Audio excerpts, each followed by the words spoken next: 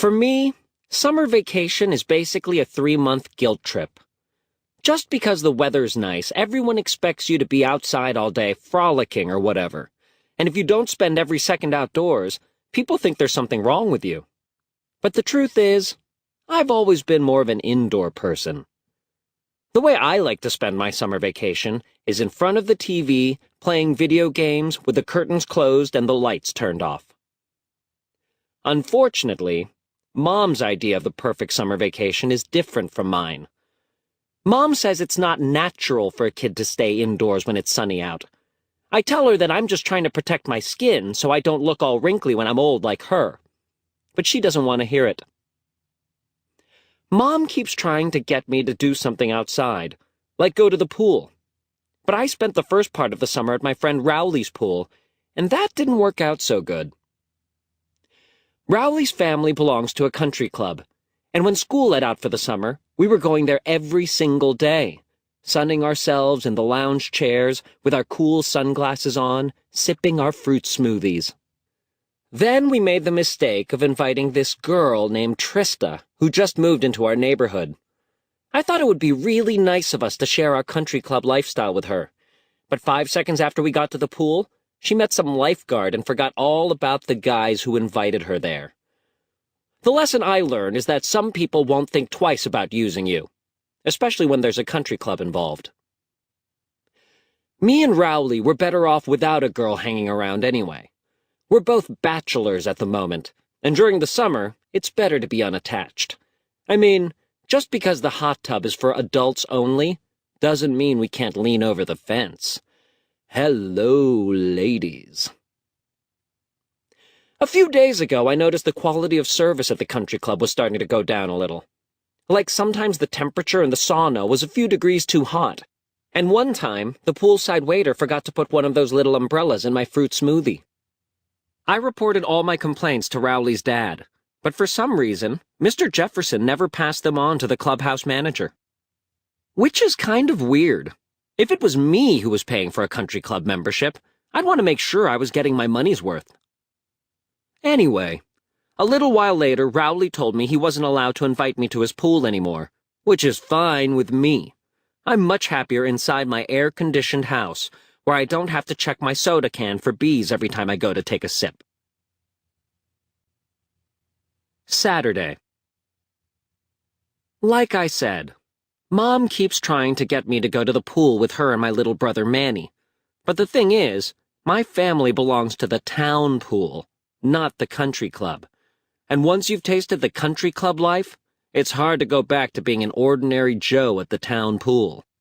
Standing in line at the snack bar behind weird lady with glasses, her crying baby, nerdy kid, and hairy guy. Besides, last year I swore to myself that I would never go back to that place again. At the town pool, you have to go through the locker room before you can go swimming, and that means walking through the shower area, where grown men are soaping down right out in the open. The first time I walked through the men's locker room at the town pool was one of the most traumatic experiences of my life. I'm probably lucky I didn't go blind. Seriously, I don't see why Mom and Dad bother to try and protect me from horror movies and stuff like that if they're going to expose me to something about 1,000 times worse. I really wish Mom would stop asking me to go to the town pool, because every time she does, it puts images in my mind that I've been trying hard to forget. Sunday. Well, now I'm definitely staying indoors for the rest of the summer. Mom had a house meeting last night and said money is tight this year and we can't afford to go to the beach, which means no family vacation.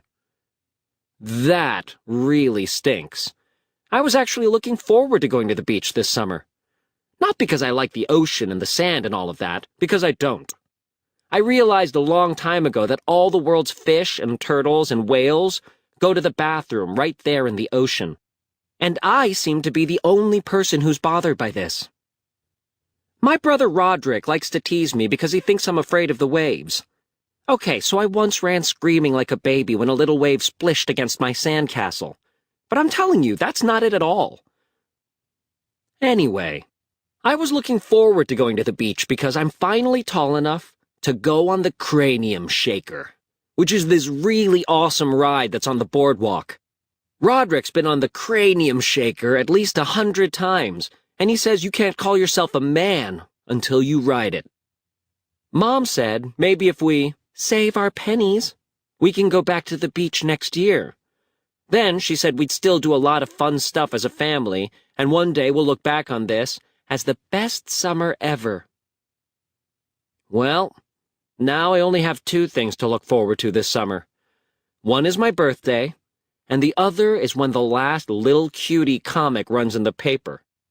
I don't know if I ever mentioned this before, but Little Cutie is the worst comic ever. To give you an idea of what I'm talking about, here's what ran in the paper today. Little Cutie pointing out the window and saying, "Daddy, is rain just God sweating?" But here's the thing. Even though I hate Little Cutie, I can't stop myself from reading it. And Dad can't either. I guess we just like seeing how bad it is. Little Cutie has been around for at least 30 years, and it's written by this guy named Bob Post. I've heard Little Cutie is based on Bob's son when he was a little kid.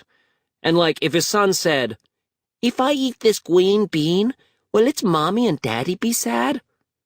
Bob Post would think, "Ka-ching!" But I guess now